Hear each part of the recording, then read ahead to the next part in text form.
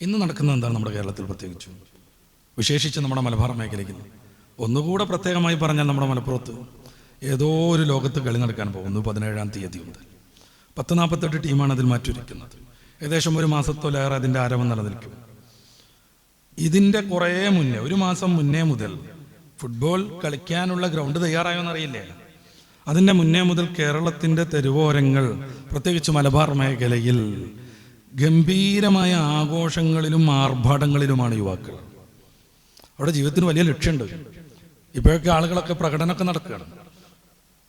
ഏതെങ്കിലും രാഷ്ട്രത്തിൻ്റെ ഡ്രസ്സൊക്കെ ധരിച്ചിട്ട്, ജേഴ്സി ധരിച്ചിട്ട് പ്രതീകാത്മകമായി ഫുട്ബോൾ കളികൾ നടക്കുകയാണ്. പക്ഷേ പരീക്ഷയിൽ പങ്കെടുക്കേണ്ട ആളുകൾ കൂത്താട്ടത്തിലാകുമ്പോൾ ജീവിത ലക്ഷ്യത്തിൽ നിന്നവർ ഈ ഒരു കാൽപന്തിൻ്റെ പിറകിലേക്ക് മാറി സഞ്ചരിക്കുകയാണ്. കഴിഞ്ഞ വർഷത്തെ SSLCയുടെ തൊട്ട് മുന്നേ നടന്ന SSLC കാലത്തുണ്ടായൊരു സംഭവം കോട്ടയത്തുകാരനാകുന്ന ഒരു വ്ളോഗർ അദ്ദേഹത്തിൻ്റെ ഫേസ്ബുക്കിൽ എഴുതിയിട്ടുണ്ടായിരുന്നു. അദ്ദേഹം വയനാട്ടിൽ നിന്ന് വരുമ്പോൾ കൊടുവള്ളി ഭാഗത്ത് നിന്ന് 3 ചെറിയ കുട്ടികൾ 10:30 രാത്രി കൈ കാണിക്കുന്നതും, പാവം തോന്നി അദ്ദേഹം അവർക്ക് ലിഫ്റ്റ് കൊടുക്കുന്നതും, സ്വാഭാവികമായി സംസാരിക്കുന്നതിനിടയിൽ ഈ പാതിരയ്ക്ക് എവിടുന്നാണ് നിങ്ങൾ വരുന്നതെന്ന് അദ്ദേഹം ചോദിക്കുന്നതും. ആ സമയത്ത് ഞങ്ങൾ ഫുട്ബോൾ കളി കണ്ടുവരികയാണ്, ഇവിടെ ടൂർണമെൻ്റ് ഉണ്ട്, 7th അഖിലേന്ത്യാ ഫുട്ബോൾ എന്നവർ വിശദീകരിക്കുന്നതും.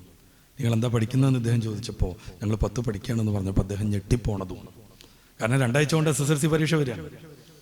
എന്നിട്ട് അദ്ദേഹം അയാളുടെ ഫേസ്ബുക്ക് കുറിപ്പിൽ എഴുതിയത്, ഞങ്ങളുടെ മേഖലകളിലൊക്കെ, തെക്കൻ മേഖലകളിലൊക്കെ ഉദ്യോഗാർത്ഥികളാകുന്ന രക്ഷിതാക്കൾ ലീവ് എടുത്തു മക്കളെ പഠിപ്പിക്കാൻ വേണ്ടി വീട്ടിലിരിക്കുന്ന സമയത്ത് മലബാറിലെ SSLC കുട്ടികൾ പന്ത് കളി കാണാൻ പോകുന്നതിന് വേണ്ടി രാത്രി പാഴാക്കി കളയുന്നു എന്നായിരുന്നു.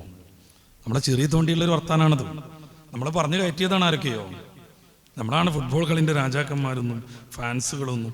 നമ്മൾ ഈ നാടായ നാട് മൊത്തം ഫ്ലെക്സ് നിറച്ചില്ലെങ്കിൽ, അന്യരാജ്യങ്ങളുടെ കൊടി കെട്ടി മലിനമാക്കിയില്ലെങ്കിൽ ആ കളിക്ക് എന്തോ കുഴപ്പം പറ്റുന്നൊക്കെ നമ്മൾ തെറ്റിദ്ധരിച്ചിരിക്കുകയാണ്.